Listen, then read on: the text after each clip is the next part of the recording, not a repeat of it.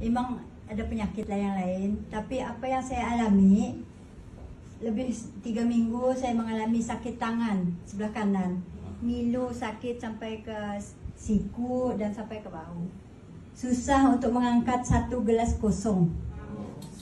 Susah. Bila mau melakukan sesuatu sebelah kanan, tukar sebelah kiri.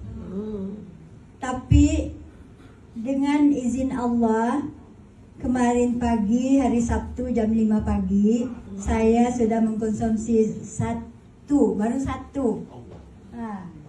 Kemudian bila pagi, siang meneruskan pekerjaan yang ringan-ringan, tapi tidak terasa. Rupanya tangan ini sudah ringan. Nah, sekarang apa yang jadinya? Masya Allah.